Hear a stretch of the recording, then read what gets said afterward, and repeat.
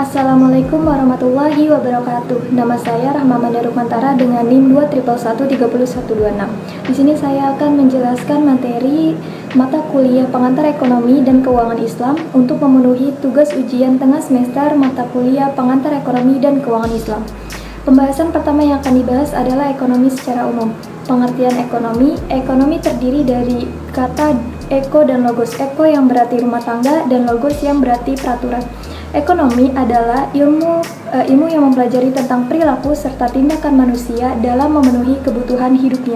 Dengan memahami tindakan dan perilaku tersebut, membuat berbagai kegiatan bisa dijadikan solusi untuk memperoleh kesejahteraan hidup. Nah, dari kebutuhan tersebut memunculkan 3 prinsip ekonomi, yaitu produksi, distribusi, dan konsumsi. Dari 3 prinsip ini, pengertian yang pertama yaitu produksi. Kegiatan produksi adalah suatu kegiatan yang bertujuan untuk menghasilkan suatu barang dan jasa guna memenuhi kebutuhan hidup sehari-hari. Dari hasil produksi akan melahirkan suatu produk. Produk inilah yang nantinya akan digunakan untuk memenuhi kebutuhan masyarakat atau konsumen. Yang kedua yaitu distribusi. Distribusi ini dapat diartikan sebagai kegiatan menyebarkan produk baik berupa barang maupun jasa ke seluruh pasar. Distribusi ini punya peranan penting dalam hal menyediakan kebutuhan pasar, karena distribusi ini punya tujuan yaitu untuk memastikan hasil produksi berhasil diterima dengan baik oleh konsumen. Lalu yang terakhir adalah konsumsi. Konsumsi ini adalah kegiatan menggunakan atau menghabiskan barang dan jasa yang tadi telah diproduksi.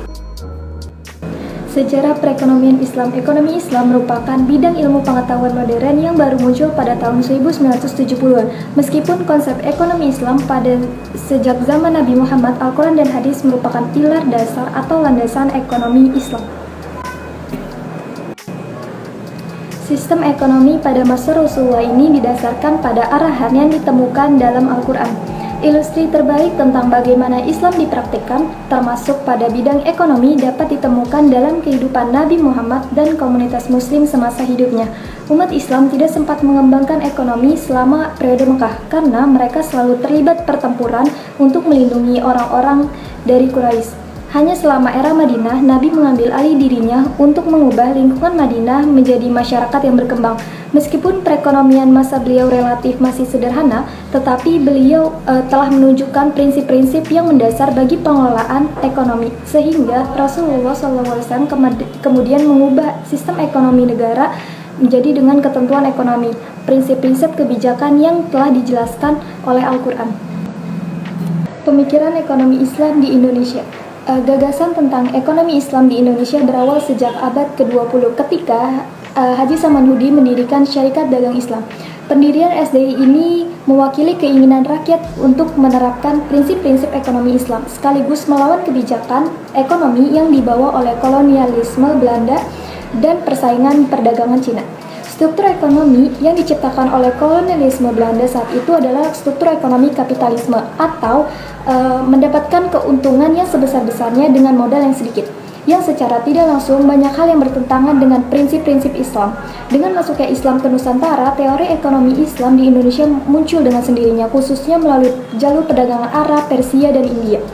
Ketika Syarikat Dagang Islam didirikan pada tahun 1912, sejarah pemikiran ekonomi Islam mulai terbentuk.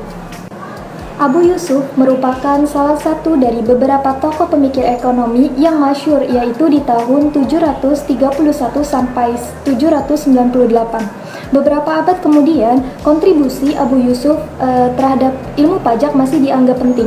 Beliau dikenal sebagai orang ekonomi Islam yang memperkenalkan konsep perpajakan ke dunia. Selain itu, tokoh pemikir ekonomi Islam lainnya yang terkenal adalah Ibnu Taimiyah, hidup pada 1263 sampai 1328 Masehi. Beliau membuat karya penting dalam bidang ilmu ekonomi dalam bukunya Majmu' Fatamah. Buku ini menjelaskan mengenai mekanisme pasar dan harga. Ekonomi Islam adalah ekonomi yang lebih mengedepankan dan menerapkan aturan atau cara Islam. Sumber perekonomian Islam mengacu pada Al-Quran dan Hadis, titik di mana ada aturan yang menjalankan roda perekonomiannya, yang di mana perekonomian itu harus berjalan di bawah peraturan-peraturan yang diatur oleh agama.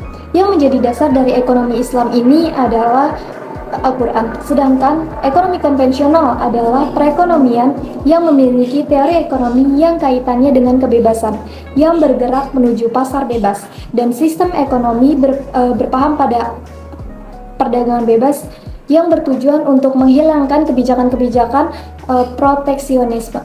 Dan pengambilan hasil dari ekonomi konvensional ini adalah bisa didapatkan dari hasil persentase bunga maupun persentase pengambilan keuntungan dari modal usaha. Ciri-ciri sistem ekonomi Islam yaitu adanya pengakuan terhadap hak individu namun dibatasi agar tidak terjadi monopoli yang merugikan masyarakat umum. Adanya pengakuan akan hak umat atau umum di mana hak umat lebih diutamakan dibanding hak lainnya. Adanya keyakinan bahwa manusia hanya memegang amanah dari Yang Maha Kuasa. Adanya konsep halal dan haram di mana semua produk, barang dan jasa harus terbebas dari unsur haram yang dilarang dalam Islam. Sedangkan ciri-ciri sistem ekonomi konvensional adalah adanya pasar bebas. Pasar bebas di sini adalah sistem penjual dapat menjual barang dengan jumlah yang lebih banyak tanpa mempengaruhi harga. Kemudian dalam pasar bebas, antara penjual dan pembeli bebas melakukan transaksi tanpa adanya pengaruh dari pemerintah. Sekian penjelasan materi dari saya, kurang lebihnya mohon maaf. Wassalamualaikum warahmatullahi wabarakatuh.